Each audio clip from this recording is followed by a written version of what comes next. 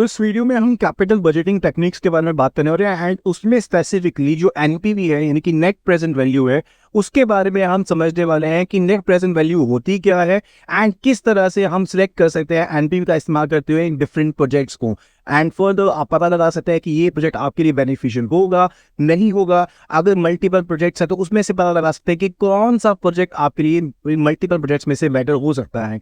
और ये method important है क्योंकि टाइम वैल्यू ऑफ मनी को कंसीडर करता है। जैसे कि हमने पहले समझा था कि पे बैक पीरियड मेथड जो है वो टाइम वैल्यू को कंसीडर नहीं करता, जो एआरआर मेथड है वो टाइम पीरियड को कंसीडर नहीं करता यानी कि टाइम वैल्यू ऑफ मनी को कंसीडर नहीं करता। उसके अगेंस्ट एनपीवी मेथड जो है वो टाइम वैल्यू ऑफ मनी को कंसीडर करता है। टाइम वैल्यू ऑफ मनी का मतलब है कि आज की डेट में जो मेरे पास पैसा अवेलेबल है इन हैंड, अगर मुझे कुछ टाइम के बाद वो पैसा मिलता है तो उसकी वैल्यू में डिफरेंस होगा। एग्जांपल के तौर पर समझें तो आपको आज की डेट में कोई 10 लाख रुपए दे देता है तो उसकी वैल्यू कुछ और होगी, जबकि अगर आपको 10 साल के बाद कोई 10 लाख रुपए देगा तो उसकी वैल्यू कुछ और होगी। रीजन सिंपल सा है कि इन्फ्लेशन है, महंगाई है एंड साथ के साथ आपके पैसे की वैल्यू जो होती है वो कम होती रहती है, आपकी परचेजिंग पावर कम होती रहती है सेम प्राइस में क्योंकि आपको सामान नहीं मिलता है। तो एनपीवी जैसे कि नाम से ही पता लगता है नेट प्रेजेंट वैल्यू, यानी कि आपको आगे आने वाले टाइम में जो भी इनफ्लोज आउटफ्लोज करने हैं। इनफ्लो का मतलब होता है जो पैसा हमें मिलेगा, आउटफ्लो का मतलब होता है जो पैसा हमारी तरफ से जाएगा। तो जो भी पैसा हमारी तरफ से जाएगा वो कैश आउटफ्लो हो गया, जो पैसा आएगा वो कैश इनफ्लो हो गया। हम उन सभी पैसे के आने जाने वाले के स्टेटस की वैल्यू को प्रेजेंट वैल्यू में यानी कि आज की वैल्यू में कन्वर्ट करके देखते हैं। मिसाल के तौर पर अगर आपको 5 साल के बाद कोई पैसा मिल रहा था, आपको 1 लाख रुपए मिलने थे, अगर 5 साल के बाद 1 लाख रुपए की वैल्यू को हम आज की डेट में जानना चाहते हैं तो डेफिनेटली वो वैल्यू आज की डेट में कम प्राइस की होगी, यानी कि उसकी वैल्यू 1 लाख के इक्वल नहीं होगी।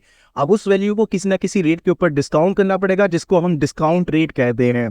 अब डिस्काउंट रेट फॉर एग्जाम्पल हम मान लेते हैं कि 8% के आपके पास डिस्काउंट रेट है तो आप 1 divided by 1 plus r raise to power n, यानी कि आप डिस्काउंट जो फैक्टर है उसके साथ उस वैल्यू को मल्टीप्लाई कर देंगे तो आपको जो प्रेजेंट वैल्यू है वो मिल जाएगी। इस केस में हमने 8% की डिस्काउंट रेट को माना है तो उसको डेसिमल पार्ट में कन्वर्ट कर लेंगे यानी कि 0.08 and it will be equal to 1 divided by 1.08 raise to power 5। अब इस फ्रैक्शन को हम इजीली सिंपल कैलकुलेटर का इस्तेमाल करते हुए सॉल्व कर सकते हैं एंड सॉल्व करने के बाद जब हम इस वैल्यू को हमारी जो वैल्यू थी कैश इनफ्लो वाली यानी कि 1 लाख रुपए की उसके साथ मल्टीप्लाई करेंगे तो आपके पास वैल्यू कम आएगी एंड उस वैल्यू को हम इजीली सिंपल कैलकुलेटर का इस्तेमाल करते हुए अभी आपको कैलकुलेट करके दिखा भी देंगे।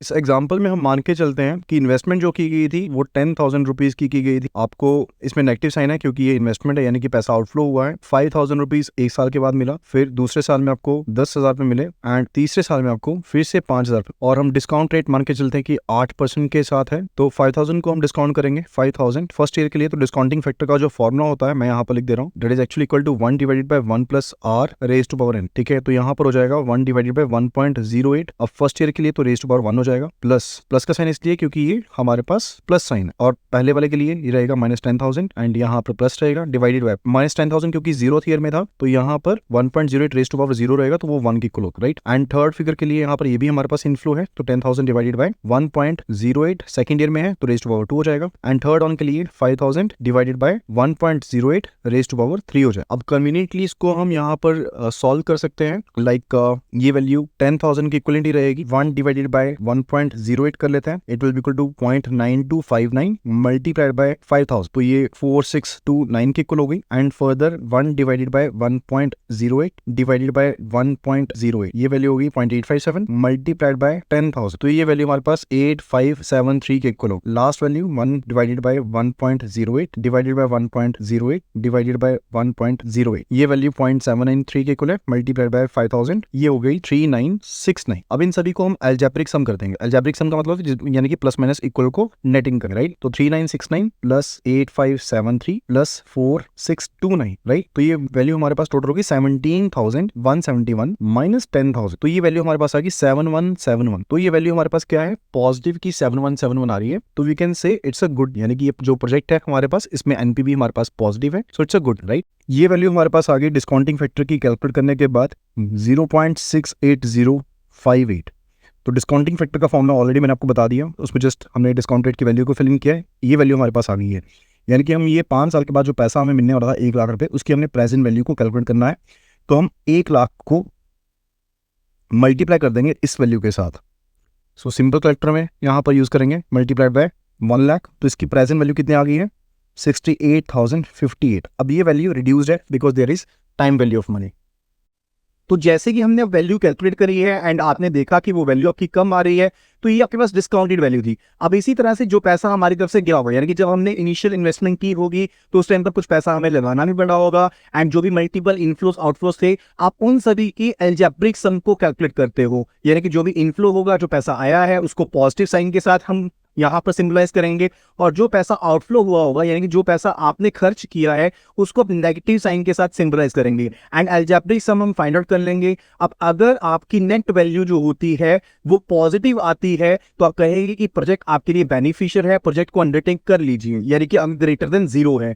अगर वहीं पर वैल्यू आपके पास नेगेटिव आती है एनपीवी की, उस केस में आप ये मान लेंगे कि प्रोजेक्ट जो है वो आपके लिए बेनिफिशियल नहीं है, क्योंकि वो प्रॉफिटेबल नहीं है, एंड आप उस प्रोजेक्ट को छोड़ देंगे। एंड वहीं पर अगर एनपीवी की वैल्यू 0 के इक्वल आती है, तो उसका मतलब होता है कि आपको ना तो कोई प्रॉफिट होने वाला है, ना ही आपको कोई नुकसान होने वाला है, यानी कि इन डिफरेंट सिचुएशन है, प्रॉफिट लॉस कोई भी नहीं है। आप चाहें तो प्रोजेक्ट को अंडरटेक कर भी सकते हैं, या फिर प्रोजेक्ट को ना भी अंडरटेक करें तो भी कोई इशू यहाँ पर नहीं बनने वाला है।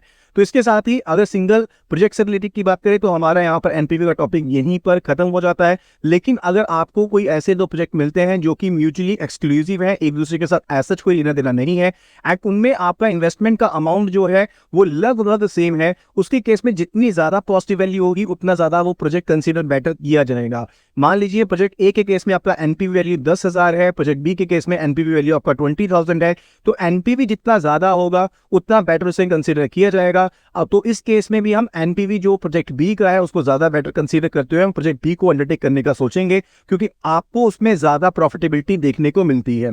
अब कुछ एक लिमिटेशंस हैं एनपीवी के केस में, हम उसको गो थ्रू कर लेते हैं। सबसे पहले लिमिटेशन जो है वो डिस्काउंटिंग रेट को लेकर के ही है। डिस्काउंट रेट को देखिए हम सिर्फ एज्यूम करते हैं, एक्चुअल में डिस्काउंट रेट को मान लेना काफी ज्यादा डिफिकल्ट होता है। काफी मॉडल आपके पास अवेलेबल हैं जिनके थ्रू आप डिस्काउंट रेट को कैलकुलेट कर सकते हैं, लेकिन कोई भी एग्जैक्ट वैल्यू आपको नहीं देता। साथ ही साथ डिस्काउंट रेट की एक वैल्यू ही सिर्फ और सिर्फ ओवर द टाइम पीरियड हम कंसीडर करें, जबकि एक्चुअल में प्रैक्टिकलिटी में ऐसा नहीं होता है।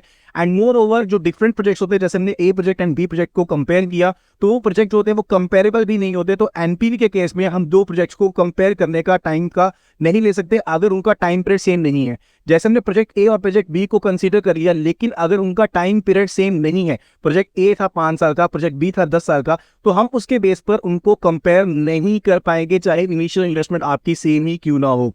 तो आपके साथ एनपीवी के केस में आपको बहुत सी एजम्पशंस लेनी पड़ती हैं। आपको इनफ्लोस आउटफ्लोस, जो आपके डिस्काउंट रेट है, आपको कंसीडर करना पड़ता है। हो सकता है कि जो एक्सपेंडिचर आप कंसीडर कर रहे हैं, एक्चुअल एक्सपेंडिचर आपका कुछ ज्यादा हो। तो आई होप कि आपको एनपीवी का ये टॉपिक जो है वो क्लियर हो गया होगा। इसी तरह की अगर आप और ज्यादा अच्छी वीडियो चाहते हैं तो फटाफट से चैनल को सब्सक्राइब कर लीजिए। एंड अगर आप जेआईबी सीआरई की प्रिपरेशन कर रहे हैं तो आप हमारी वेबसाइट को विजिट कर लीजिए, विच इज jaiib.learningsessions.in, एंड वहां पर जाकर के आप इजीली एनरोल कर सकते हैं जेआरई के कोर्सेज में। साथ ही साथ आप सभी के लिए, सभी व्यूअर्स के लिए एक छोटा सा यहाँ पर पॉइंट आएंगी, आप सभी के लिए चारों सब्जेक्ट जो जेआरई के हैं एंड 9 सब्जेक्ट जो सीआरई के हैं, उनकी PDFs free of cost available है। आप अपने मोबाइल पर, लैपटॉप पर उन्हें एक्सेस कर सकते हैं। सो जल्दी से जल्दी हमारी एप्लीकेशन जो है वो डाउनलोड कर लीजिए। And iOS application, learning sessions की अपनी खुद की iOS एप्लीकेशन बहुत ही जल्दी अवेलेबल होने वाली है। आप वहां पर जाकर के भी हमारी जो यहाँ पर डॉक्यूमेंट्स हैं उनको एक्सेस कर सकते हैं, कोर्सेज में एनरोल कर सकते हैं। तो इस वीडियो में सिर्फ इतना ही। Thank you so much and see you again in the next video.